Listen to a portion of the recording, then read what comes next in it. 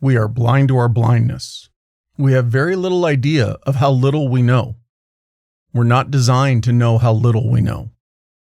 Daniel Kahneman. You ever had that moment where you look at an old photo of yourself and you don't even recognize the person looking back at you?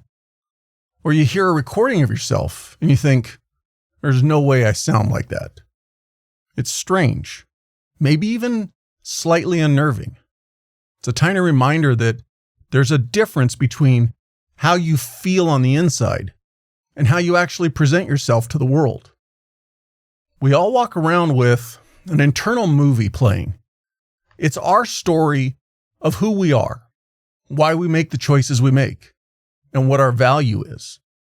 It's a story that makes us feel comfortable. And most of the time, in our story, we're always right. And when things do go sideways, usually we've already got an explanation for why it really wasn't our fault, or how we're just doing the best we can with what we have. We rely on this version of ourselves to get through the day.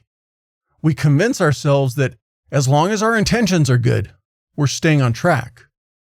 But here's the thing about that movie. You're the writer, the director, and the only person in the theater. It's a closed loop. And we've spent years building and protecting this image of ourselves as the hard worker, the good parent, or the person who takes ownership. But what that version of you isn't truly showing is, what if the person you see in the mirror is the only person blind to who you really are? We like to think our own perspective is the truth, but the reality is a lot harsher. There's actually a gap between the person you think you are and the person the world has to deal with. There's really only two ways to get fooled in this life. Either you start believing something that just isn't true, or you simply refuse to believe what is. Sounds simple when you put it like that, but most of us are doing both at the same time every day. We've got this ability to look at something true about ourselves and then deciding it doesn't count. We find ways to wiggle out of the discomfort because facing it feels threatening. But when you ignore the reality of how you're showing up, you're really not protecting yourself. What you're actually doing is just building a house on a foundation of sand. You've got to decide if you want the comfort of the lie or the utility of the truth. If you were to ask 100 people, the greater majority of them are going to tell you that they're highly self-aware. They'll say that they know their strengths, their weaknesses, and how they impact others. But the actual data tells a more realistic story. The numbers are closer to 10 or 15%, which means for every 10 people who think that they've got a handle on who they are, 8 or 9 are essentially fooling themselves. And the implication is that our default setting isn't clarity, it's delusion. If we're being honest, we really aren't seeing things as clearly as we'd like to believe. And for some of us, that can be a hard pill to swallow. However, the reason that gap is so big is because how we judge ourselves versus how we judge others. When you look at your friends or your coworkers, you judge them by what they actually do, their behavior, their results. In essence, how they show up. But when you look at yourself, you judge yourself by your intentions. You tell yourself that you meant to be helpful, even if you're actually being condescending. That you meant to get that project done, even if it's 3 days late. We tend to give ourselves a pass because we feel justified on the inside. But the world doesn't live inside your head. It only experiences your output. And when there's that disconnect, your good intentions don't just lose their value. They become the very thing that can keep you stuck. This happens because your brain isn't a video camera. It's actually a storyteller. We like to think that we have this direct line to the truth of why we do things, but we don't. We're actually just observing our own behavior and then making up a story to explain it after the fact. It's more like an illusion. We write the narrative that makes us look like we're rational, well-meaning, the person that we want to be.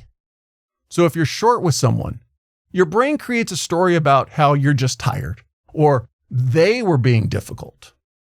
It's a construction project designed to keep your ego intact. The problem is, once you start believing your own stories, you lose the ability to see the actual patterns that are driving your life into the ground. And many of us try to fix this by reflecting and wanting to be more introspective. We'll spend hours overthinking our choices, dissecting our feelings, and trying to get to the bottom of why we are the way we are. But here's a reality check. Spending time thinking about yourself isn't the same as actually knowing yourself. In fact, people who spend the most time in their own heads are often the ones who are the least self-aware and the most stressed out, because all that contemplation can keep you trapped in your own version of your story. True awareness doesn't necessarily come from looking deeper inside yourself. It comes from looking at the tangible evidence of your life. But this gets even trickier as your life moves up in status. For example, if you're a leader, an executive, or somebody who's gained a bit of power and authority, the truth becomes harder to find. It's not that the people around you are purposely lying to you, but power changes the environments you're in. Your team, more than likely, filters what they tell you. Their tendency is to be more agreeable and a little less pushing back. And their silence can seem like they're in alignment with you. However, unless you force something different, pretty soon you're operating in an echo chamber of one.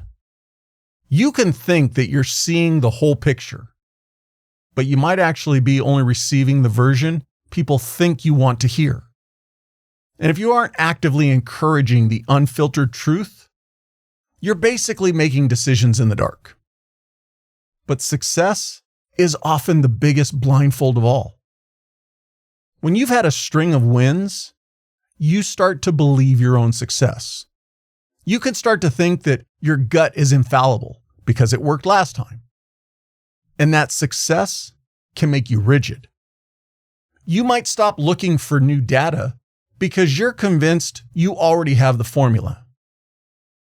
You can get blind to how the world changes around you or the ways that your own behavior has started to degrade. It's actually a paradox. The very traits that got you to where you are can be the things that prevent you from going any further. If you use your past wins as a shield against current criticism, you're no longer a high performer. You're just somebody who's stopped growing and hasn't realized it yet. Accountability isn't about how you feel about your character. It's about your actions and what the world around you experiences. There's often a big divergence between the person we think we are and the objective outcomes we're producing.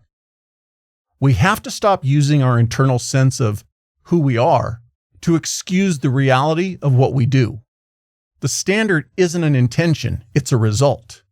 If you can't point to the proof of your standards in your own life, then they don't exist, and you might be holding on to an unreal version of yourself. On the other hand, most of us avoid this level of honesty because we're secretly afraid of what we'll find. In a strange way, many times we'll only admit to a failure if we think we can fix it. If you feel that a certain flaw is just who you are and you can't change it, your brain will work hard to make sure you're shielded from it. It's a built-in defense mechanism. We'd rather live in avoidance than face a truth that makes us feel stuck. But it's that fear that keeps us bogged down in the mud. You can't change what you won't acknowledge. So by refusing to see a blind spot because you're afraid you can't fix it, you're likely guaranteeing that you'll never have the chance to thrive. Like it or not, the truth is the only thing that actually moves the needle. Seeing yourself clearly is probably the single hardest thing you'll ever have to do. It's a constant struggle that never really ends. It's not a one-time aha moment where suddenly everything's going to make sense. It's a daily practice of questioning your perspective, seeking out the uncomfortableness of other people's input, and being willing to be wrong about yourself. And what makes it harder? It can be a direct blow to your ego every time you do it. But it's the only way to actually improve and grow. Remember, it's easy to talk about standards when things are going well. It's easy to claim that you're accountable when it doesn't cost you anything. But the real work happens in the moments when things get quiet and you're alone with your impact of your actions. The most important thing to realize is that you likely don't need a massive life overhaul. You just need the courage to really see your interactions with people, those missed deadlines, and the reoccurring conflicts. And then ask yourself how you're a reason for them. And is it actually just the repeated excuse you're making up to protect yourself?